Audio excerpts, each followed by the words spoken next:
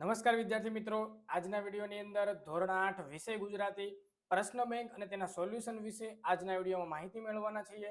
મિત્રો, વિડીયોમાં આગળ વધતા પહેલા જો તમે ચેનલમાં નવા હો તો આપણી ચેનલને સબસ્ક્રાઇબ કરીને બેલ આઇકોન પર ક્લિક કરી દેજો એટલે જ્યારે ચેનલમાં નવો વિડીયો અપલોડ થાય તેની માહિતી તમને સૌથી પહેલા સૌથી ઝડપથી મળતી રહે.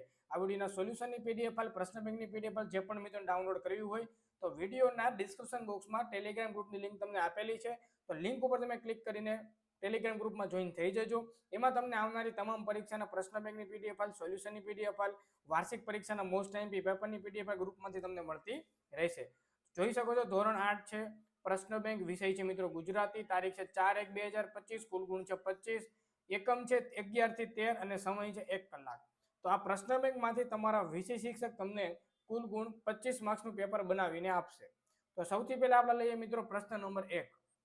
તો કે આપેલા કોઈ પણ એક વિભાગ પસંદ કરીને લખો. કોઈ પણ મિત્રો એક વિભાગ લખવાનો છે. આમાં તમને 3 વિભાગ આપેલા છે, વિભાગ 1, વિભાગ 2 અને વિભાગ 3. ઓકે, તો પહેલામાં છે કે તમને આવડતા કોઈ પણ એક લોકગીત ની સળંગ 5-7 પંક્તિઓ લખો. બરાબર, લોકગીતની 5 થી 7 સળંગ પંક્તિઓ તમારે લખવાની કીધી છે.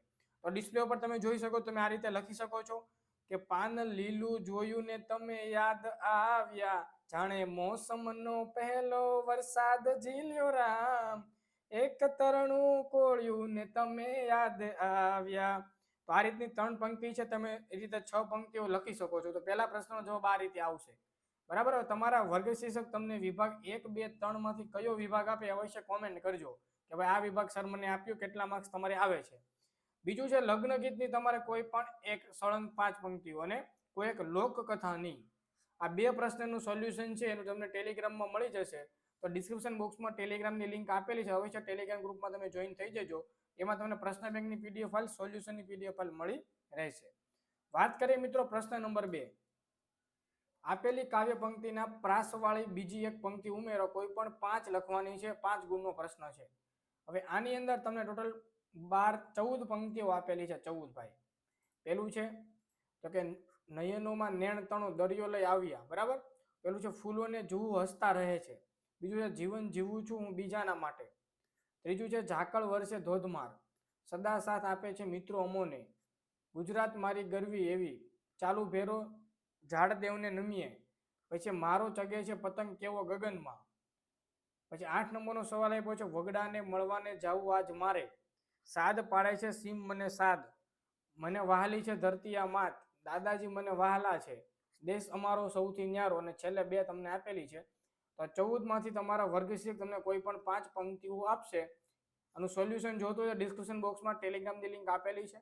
તો હોય છે ટેલિગ્રામ ગ્રુપમાં તમે જોઈન થઈ જાવ. તમને પ્રશ્ન બેંકની પીડીએફ ફાઇલ, સોલ્યુશનની પીડીએફ ફાઇલ બધું સાથે તમને મળતું રહેશે. ચાલો આગળનો પ્રશ્ન લઈએ. પ્રશ્ન નંબર 3. નીચેનામાંથી કોઈ પણ એક વિભાગ પસંદ કરીને ઉત્તર તમારે લખવાના છે. 5 ગુણનો ભાઈ પ્રશ્ન છે. હવે આની અંદર તમને અલગ અલગ વિભાગ આપેલા છે. વિભાગ 1 છે, વિભાગ 2, વિભાગ 3, વિભાગ 4 ને વિભાગ 5. તો આપણે પહેલા વિભાગ 1 લઈએ. શું કહે છે જોઈએ વિભાગ 1.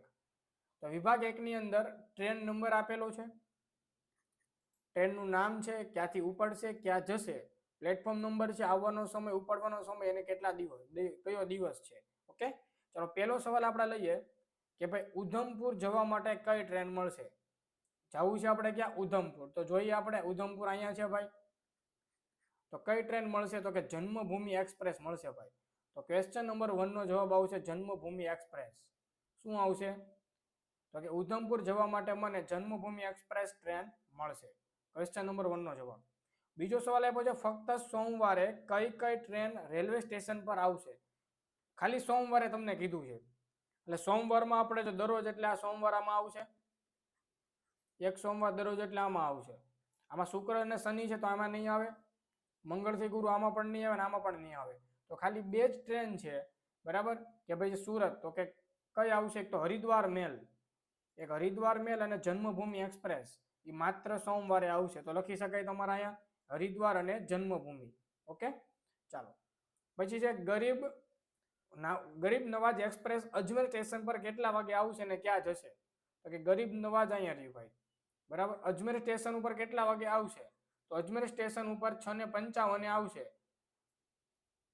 અને જશે ક્યાં ભાઈ?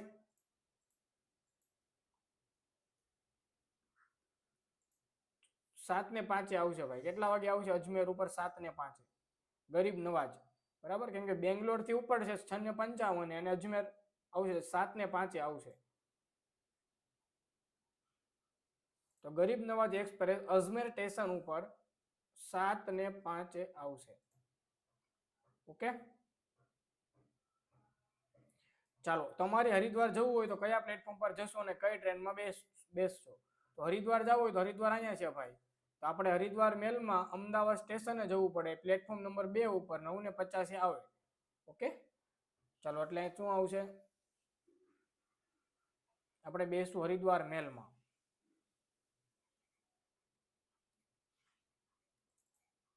પછી કઈ ટ્રેન સૌથી વધુ સમય માટે સ્ટેશન પર રોકાય છે? તો સમય આપણે જોઈ લઈએ.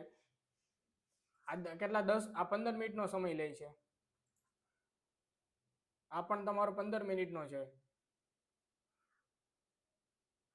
15 મિનિટ પછી 50, 10, આ 20 મિનિટ. તો સૌથી વધારે ભાઈ આ છે રાણકપુર એક્સપ્રેસ વધારે સમય લે છે 20 મિનિટનો. તમે શું આવશે? રાણકપુર એક્સપ્રેસ.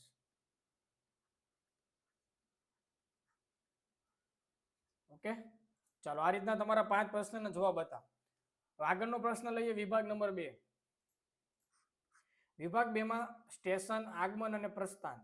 સ્ટેશનના નામ આપ્યા છે અમદાવાદ, વિરંગામ, સુરેન્દ્રનગર, વાંકાનેર, રાજકોટ, દ્વારકા, ઓખા. ઓકે, એનો ટાઈમ આપ્યો છે અને પ્રસ્થાન આપ્યો છે, જોવાનો સમય. એના 5 પ્રશ્નો જોઈ લેજો. આ રીતના 5 પ્રશ્ન આપેલા છે. નીચે બીજો સવાલ લઈએ, વિભાગ 3, એમાં પણ તમને એ રીતે 5 પ્રશ્ન આપેલા છે. આનું સોલ્યુશન જે પણ મિત્રો જોતું હોય તો ડિસ્ક્રિપ્શન બોક્સમાં ટેલિગ્રામની લિંક આપેલી છે, તો અવશ્ય ટેલિગ્રામ ગ્રુપમાં જોઈન થઈ જજો. એમાં તમને પ્રશ્ન બેંકની પીડીએફ ફાઇલ, સોલ્યુશનની પીડીએફ ફાઇલ મળતી રહેશે. વાત કરીએ પ્રશ્ન નંબર 4. આપેલી પરિસ્થિતિમાં તમે શું કરશો? કોઈ પણ એક તમારે લખવાનું છે. 5 ગુણનો પ્રશ્ન છે. તો કે તમે ખરીદેલી કોઈ વસ્તુ ખરાબ નીકળે ભાઈ, તો તમે શું કરશો? ભાઈ, ઉત્તરાયણના દિવસે તમારી દોરીથી કોઈ પંખી ઘાયલ થાય તો તમે શું કરશો? 5 થી 7 વાક્ય લખવાના છે. અને ખરાબ અક્ષર સુધારવા તમે કયા કયા પ્રયત્નો કરશો એના 5 થી 7 વાક્ય લખવાના છે. અને છેલ્લે પ્રશ્ન નંબર 5 આપ્યો છે, આપેલા વાક્યમાં ઘાટા કરેલા 2 શબ્દ પૈકી અયોગ્ય શબ્દ કાઢી નાખી વાક્ય ફરીથી લખો. તો જો દિવાળીના પછી 2 શબ્દ છે, પર્વ અને પૂર્વ. તો દિવાળીના પર્વમાં, પૂર્વ તો કેન્સલ, દીવા પ્રગટાવવામાં આવે છે. સરોવરના નિર્મળ, નિર્મા, નીર એટલે પાણીમાં, બરાબર. ફાગણ માસની પૂર્ણિમાના દીને હોળીનો તહેવાર આવે છે. પછી અંતે સલીમ બીમારી સામે જંગ જીતી ગયો, યુદ્ધમાં ઘાયલ સૈનિકોને, બરાબર. પછી આ રીતના તમને અલગ અલગ સવાલ આપ્યા છે. 9 માંથી તો કોઈ પણ તમારે 3 લખવાના, કોઈ પણ 3 આવશે. 3 ગુણનો પ્રશ્ન.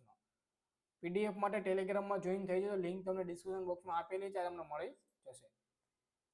2 નંબરનો સવાલ આપ્યો છે, આપેલા શબ્દોને જોડકાને શબ્દકોશ પ્રમાણે ગોઠવીને કોઈ પણ 2 લખવાના છે ભાઈ, બરાબર. કુમાર, કશ્યપ, કૌશલ્યા, કર્મ, કંતાન, કેવી. તો કશ્યમ, તો સૌથી પહેલા શું આવશે? કર્મ. પછી કશ્યપ. એ રીતનું લાઈનમાં તમારે લખવાનું. એ રીતના 6 વાક્ય આપેલા છે, 6 માંથી તમારે કોઈ પણ 2 આવશે. પીડીએફ માટે ટેલિગ્રામમાં જોઈન થઈ જજો, લિંક તમને ત્યાંથી ડિસ્ક્રિપ્શન બોક્સમાં આપેલી છે, એથી સોલ્યુશનની પીડીએફ ફાઇલ મળતી રહેશે. તો મિત્રો, આ તો ધોરણ 8ના વિદ્યાર્થીઓનું ગુજરાતી પ્રશ્ન બેંકના સોલ્યુશન વિશે વાત. વિડીયો ગમે તો વિડીયો લાઈક કરો, શેર કરો, ચેનલને સબસ્ક્રાઇબ કરો. મળીશું નવો વિડીયો બધાને.